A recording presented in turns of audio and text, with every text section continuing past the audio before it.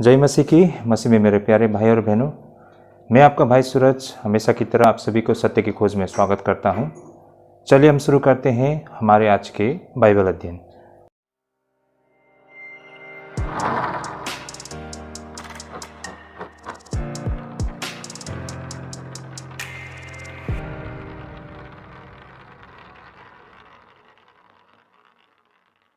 एक बार फिर से आप सभी को स्वागत है सत्य की खोज में भाई और बहनों। आज का जो हमारा बाइबल अध्ययन करने का रहेगा रोमियो का पत्री 14 अध्याय 2 से लेकर 4 पद तक। काफ़ी रोचक विषय रहेगा भाई और बहनों। हमारा पूरा कोशिश रहता है कि हम आपके समक्ष बिल्कुल व्यवहारिक शिक्षा लेके आए और बिल्कुल सरल भाषा में आपके समक्ष बाइबल से संबंधित उन सत्य और तथ्यों को रखें। इससे पहले कि जितने भी हमारे वीडियो से आप हमारे प्लेलिस्ट से देख सकते हैं, हम बिल्कुल कोशिश करते हैं कि chapter to chapter, verse to verse Bible अध्ययन करें। आज का हमारा जो दूसरा विषय है रोमियो को पत्री 14 अध्याय 5 और 6 पद से, और विषय है different road to the same गोल।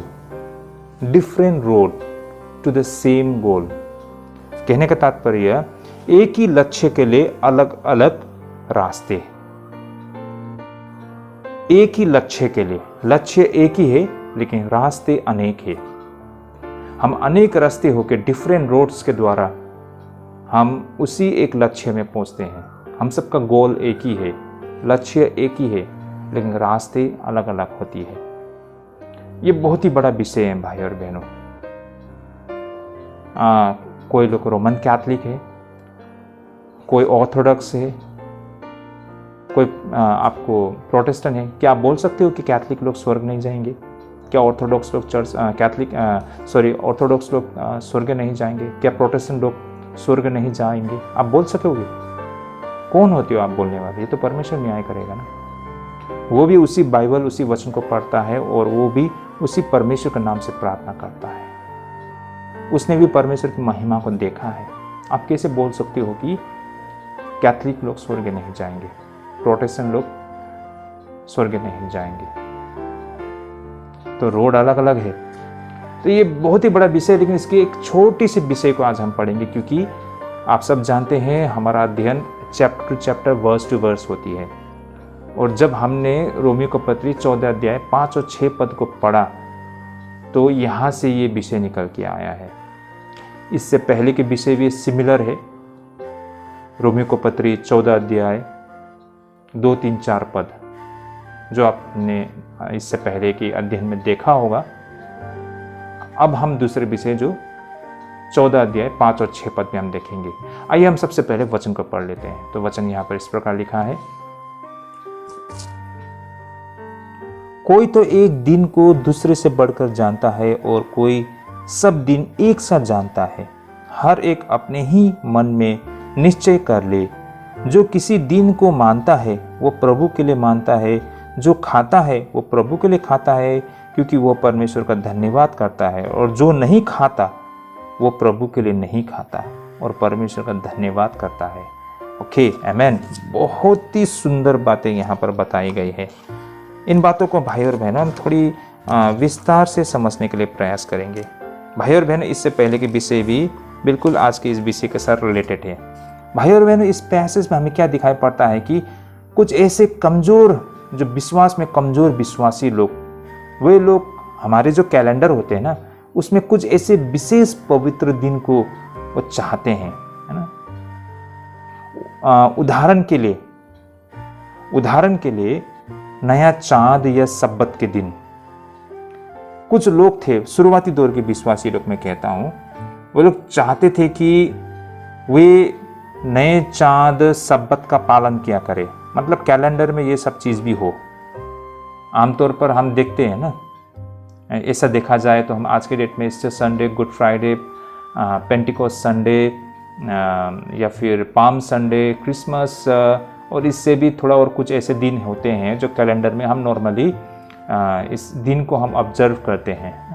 लेकिन इसके अलावा किस दिन को निकलना है, किस दिन को मतलब करने से शुभ होगा, ये सारे चीज़, विश्राम दिन, इन सारे चीज़ों को भी मतलब लोग उन्हीं पुराने चीज़ों से लेकर इसे अब विश्वासी जीवन में भी प्रैक्टिस करना चाहते थे। इसे लेकर हमको कुछ मतभेद दिखाई पड़ती है। जैसे कि कोलोसियों 2:16 में क्या कहा गया है, देखिए, इसलिए खाने पीने का पर्व या नए चाँद या सब्बत के विषय में तुम्हारा कोई फैसला ना करे। भाई और बहनों, क्योंकि उस समय के शुरुआती विश्वासी लोगों में हम क्या देख पाते थे, ये सारे पर्व है ना, नए चाँद या सब्बत के दिन, शायद उन सारे चीज़ों को वो प्रैक्टिस करना चाहते थे।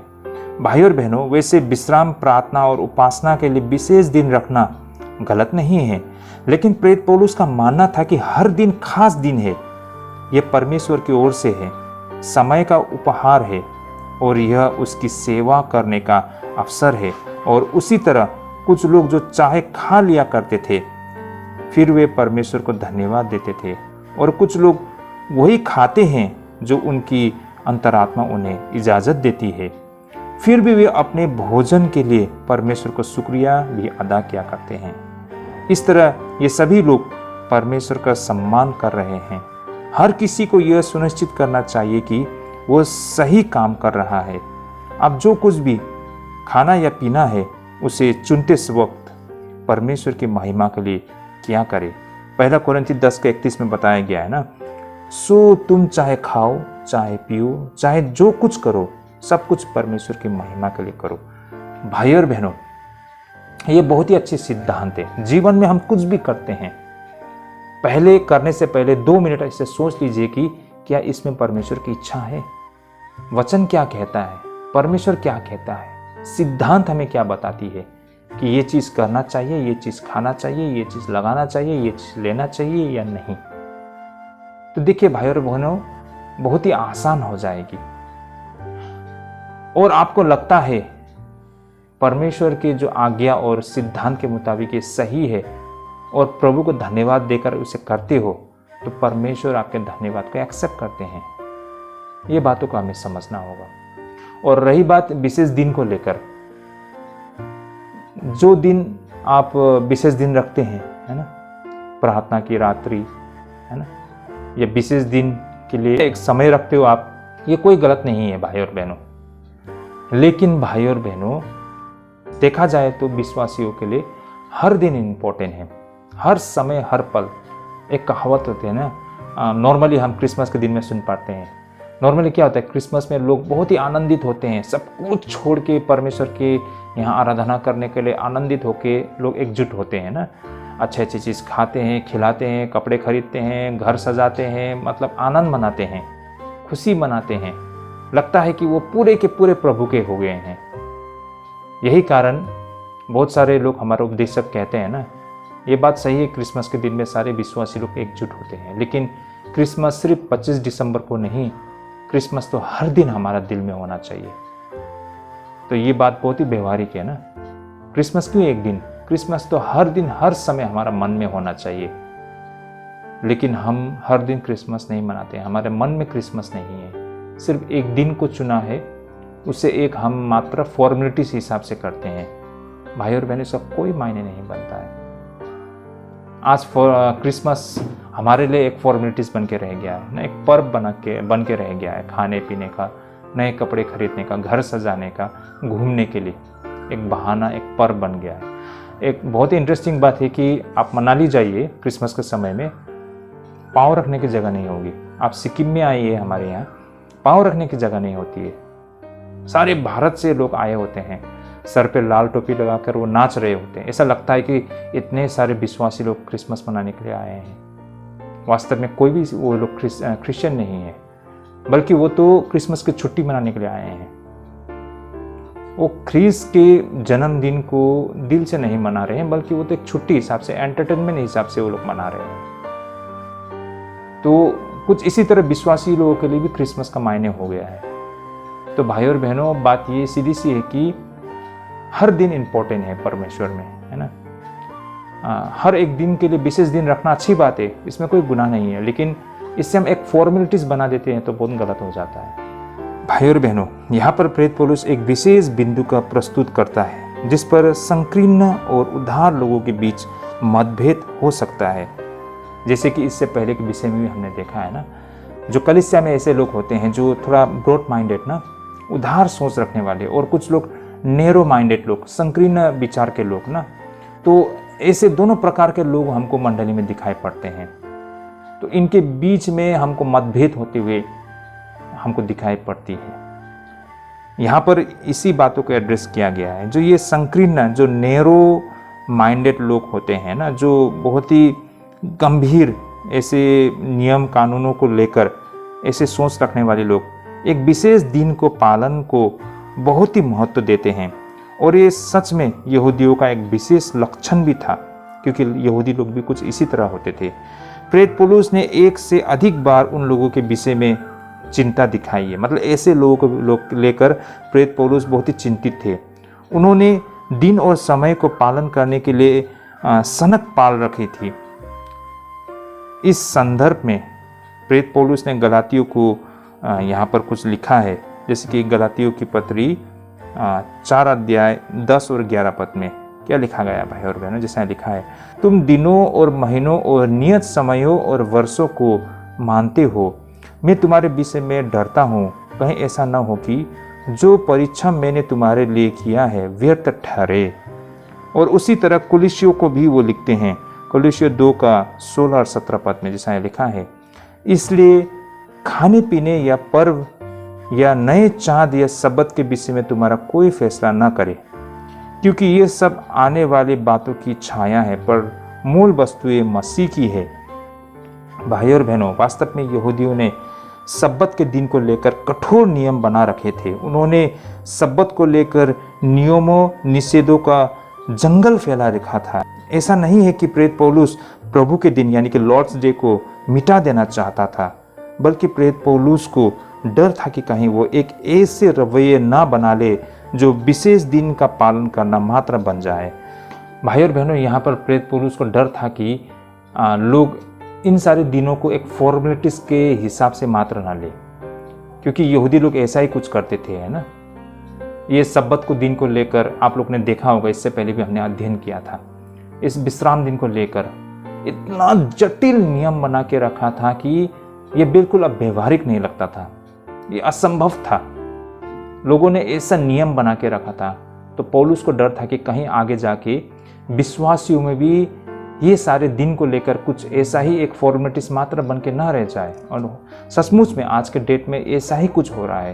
क्रिसमस, गुड फ्राइडे को लेकर, ईस्टर संडे को लेकर, या फिर हर रविवार जो हम संडे को चर्च में आते हैं, एक मतलब मजाक बन के रह गया। लोग कहते हैं ना कि रविवार के विश्वासी, मतलब संडे क्रिश्चियन, मतलब वो सिर्फ रविवार के दिन ही मतलब बिल्कुल शुद्ध और पवित्र जीवन जीने के लिए प्रयास करता है, बाकी 6 दिन पूरा सांसारिक जीवन।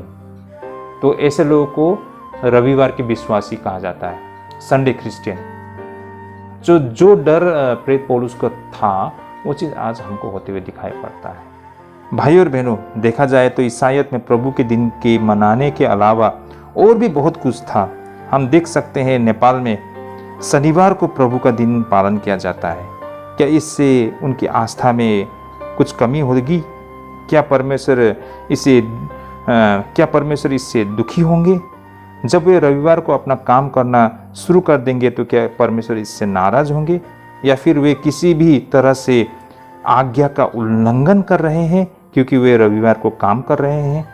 भाई और बहनों, आप में से बहुत लोगों को ये बातें पता ना हो, है ना। हमें भी थोड़ा अजीब लगता है, क्योंकि नॉर्मली हमारे देश में या ज़्यादातर देशों में रविवार छुट्टी होता है और उसी दिन को हम चर्च आते हैं, परमेश्वर की आराधना करते हैं, है ना। और सोमवार से हमारा एक नया दिन शुरू होता है। लेकिन नेपाल में सैटरडे को, शनिवार के दिन मतलब उनका छुट्टी होता है। तो यही कारण वहाँ पर सैटरडे को ही मतलब प्रभु का दिन पालन किया करते हैं और रविवार को दिन वो लोग एक नया दिन उनके लिए शुरू होता है। तो ये थोड़ा अजीब लगता है, लेकिन ये इसमें कोई मतलब गलत नहीं है, ये बहुत ही प्रैक्टिकल है। देखिए, आप जिस समय जहाँ प्रार्थना करेंगे प्रभु वहीं पर है, ये बातों को हमें समझना होगा।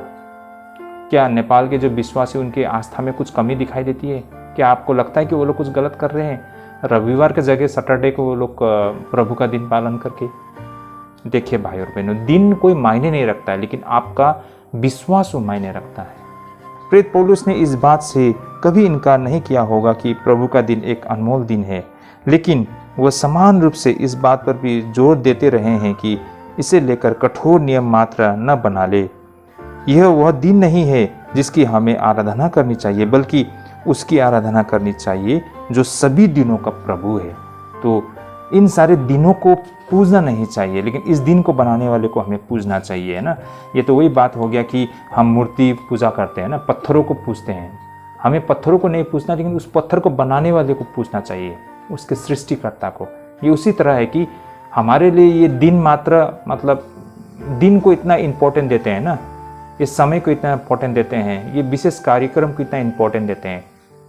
भाई और बहनों, इस कार्यक्रम को मनाने वाले हमें जो हमारा जो रीज़न है ना, कारण है, जो परमेश्वर है, उसको हमें ज़्यादा इम्पोर्टेंट देना है ना कि ये दिन।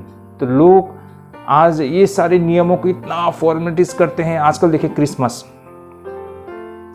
चर्चों के बीच में कंपटीशन हो रहा है कि किसका चर्च ज़्यादा खूबसूरत लगेगा। हमारे यहाँ एक बंदा है, उसने बोला ना, इस साल तो ये चर्च ने इतने लाख खर्चा किया अपना चर्च सजाने में, हम इस बार उससे ज़्यादा करेंगे, मतलब और भी खूबसूरत बनाएंगे। मतलब कंपटीशन चल रहा है ना। वहाँ इतना खिलाया तो हम लोग यहाँ इतना खिलाएंगे, पैसे का कमी नहीं है ना। तो भाई और बहनों, ये इस तरह के क्रिसमस मना के क्या फ़ायदा। तो इनके लिए प्रभु मायने नहीं रखता है, इनके लिए मायने रखता है ये दिन। भाई और बहनों, ये बहुत ही खतरनाक है, उन यहूदियों से भी बदतर है भाई और बहनों ये। इस सब के बावजूद यहाँ पर प्रेरित पौलुस संकीर्ण और अधिक उदार व्यक्ति या भाइयों और बहनों से या उनके बीच सहानुभूति की वकालत करते हैं। उनका कहना था कि उनके विश्वास का अभ्यास चाहे कितना भी भिन्न क्यों न हो, उनका उद्देश्य एक ही है। दिनों और समयों को लेकर अलग दृष्टिकोण से दोनों मानते हैं कि वे परमेश्वर की सेवा कर रहे हैं। दिनों और समयों को लेकर अलग दृष्टिकोण से दोनों मानते हैं कि वे परमेश्वर की सेवा कर रहे हैं। जब वे भोजन करने बैठते हैं तो एक मांस खाता है और दूसरा नहीं, परंतु दोनों परमेश्वर पर अपनी कृपा करते हैं, यानी कि परमेश्वर को धन्यवाद देते हैं। भाई और बहन, ये उसी तरह है कि मान लीजिए कोई व्यक्ति यहाँ से दिल्ली की ओर जा रहे हैं, मतलब दिल्ली की ओर सफ़र कर रहे हैं। कहने का मतलब अलग अलग सफ़र कर रहे हैं ना। मान लीजिए दो व्यक्ति दिल्ली जा रहे हैं और दोनों अलग अलग साधन अपनाए हुए हैं दिल्ली जाने के लिए। कहने का मतलब एक ट्रेन में से जा रहा है तो एक फ्लाइट ना, बाय प्लेन, यानी कि फ्लाइट से जा रहे हैं तो एक ट्रेन से जा रहे हैं। फिर भी वो दोनों दिल्ली पहुंच जाएंगे, चाहे वो किसी भी साधन के माध्यम से, किसी भी तरीके से वो दिल्ली के लिए निकले हैं, लेकिन दोनों दिल्ली की ओर ही जा रहे हैं और दिल्ली पहुंच जाएंगे। भाई और बहनों, हमारे विश्वासी जीवन में भी ऐसा ही कुछ होता है। कुछ लोग ये विश्वास करते हैं कि उसे शाकाहारी बन के रहना है। कुछ लोग का मानना होता है कि हम मांसाहारी हो सकते हैं, परमेश्वर ने हमें अनुमति दी है। तो भाई और बहनों, आप मांस खाते या नहीं खाते वो दूसरी बात है, लेकिन आपका विश्वास कितना मजबूत है वो मायने रखता है। आप सच्चाई में कितने चलते हैं, प्रभु को आपने कितना खुश किया है, संतुष्ट किया है। आप मांसाहारी होकर आप प्रभु को खुश नहीं कर पाएंगे, या फिर शाकाहारी होकर आप परमेश्वर को खुश नहीं कर पाएंगे। खुश तो प्रभु को तभी आप कर पाएंगे जब आप परमेश्वर की इच्छा को पालन करते हैं। ये बात हमारे लिए मायने रखता है। प्रेरित पौलुस की दलील यह थी कि समान उद्देश्य हमें एकजुट करती है और अलग अलग प्रथाएं को हमें विभाजित करने की अनुमति नहीं देनी चाहिए, लेकिन वो एक बात पर जोर देते हैं कि मनुष्य जो भी मार्ग चुने उसे मन में पूर्ण विश्वास होना चाहिए। वो जो भी करे यह उसके कार्य परंपरा से नहीं या फिर अंधविश्वास से भी नहीं, बल्कि पूरी तरह से दृढ़ विश्वास से तय होनी चाहिए। उसे केवल इसलिए कार्य नहीं करनी चाहिए क्योंकि दूसरे लोग ऐसा ही क्या करते हैं। उसे इसलिए भी नहीं करना चाहिए क्योंकि वह अर्ध अंधविश्वास पूर्ण वर्जनाओं की प्रणाली द्वारा शासित है, बल्कि उसे इसलिए करना चाहिए क्योंकि उसने उन पर विचार किया है और दृढ़ विश्वास पर पहुंचा है कि कम से कम उसके लिए ये सही चीज़ें हैं। भाई और बहनों, किसी भी व्यक्ति को अपने अभ्यास को अन्य सभी के लिए सार्वभौमिक मानक नहीं बनाना चाहिए। भाई और बहनों, हो सकता है ना, कि आपका जो सोच ये सभी के लिए अप्लाई नहीं कर सकते हैं। कुछ लोगों का मानना है ना कि वो बोलते हैं कि परमेश्वर ने हमें अधिकार दिया है कि हम सूअर का मीट खा सकते हैं, जानवर के, किसी भी जानवर के मीट हम खा सकते हैं, और आप ये ज़बरदस्ती नहीं कर सकते हैं कि किसी और को कि उनको भी खाना चाहिए, ये उनकी मर्जी है। और कोई व्यक्ति नहीं खाता है तो उसको भी ये जोर नहीं देना चाहिए कि हमारे व्यवस्था में बताया गया है कि हम उदाहरण के लिए सूअर के मीट नहीं खा सकते हैं, तो यही कारण किसी भी विश्वासी को नहीं खाना चाहिए, ऐसा नहीं बोल सकते हैं भाई और बहनों। इसके पीछे एक देखिए, सूअर का मीट क्यों नहीं खाना चाहिए, इसका विशेष कारण है, क्योंकि इसमें बीमारियां होते हैं, इसलिए इसको अशुद्ध कहा गया है ना। तो यही कारण हमको ये सूअर का मीट नहीं खाना बेहतर होता है। तो इसका मतलब ये नहीं है कि ये कोई नियम है कि नहीं खाना चाहिए, बल्कि इसलिए कि इसमें कुछ बीमारियां होती है, इसलिए नहीं खाना बेहतर होता है। फिर भी कोई खाते हैं तो इसे अच्छी तरह से पका के खाना होता है।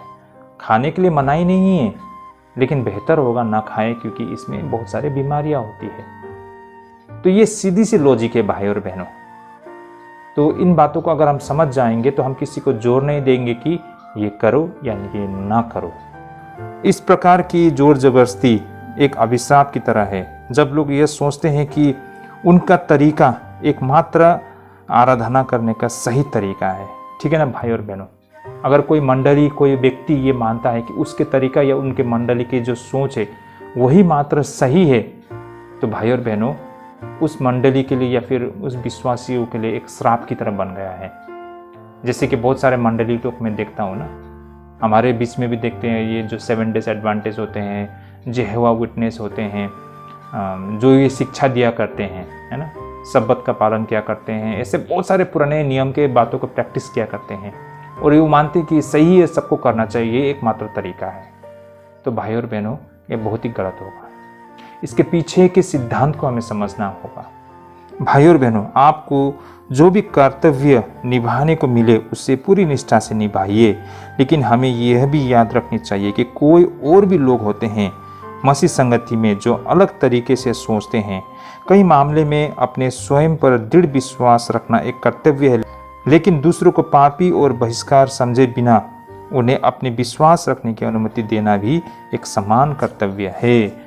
भाई और बहनों, एक सच्चे विश्वासी है तो आप बहुत ही समझदार तरीके से बिहेव करेंगे, है ना, सबकी सुनेंगे, सबको अवसर देंगे, सभी को सम्मान करेंगे, सबको लेके चलेंगे। ये एक अच्छे विश्वासी का एक बहुत ही अच्छा एक कैसे कहेंगे इंडिकेटर है ना। तो आई होप मेरी आज की इस अध्ययन को आप लोग समझ पाए होंगे, है ना। कोई मांस खाए या ना खाए, लेकिन दोनों का उद्देश्य परमेश्वर की सेवा करना है ना। वो घास पात खाकर परमेश्वर को धन्यवाद देता है, उसके लिए प्रभु उनको आशीष देंगे। कोई मांस खाकर प्रभु को धन्यवाद देते हैं, उसके लिए भी प्रभु उनको आशीष करेंगे।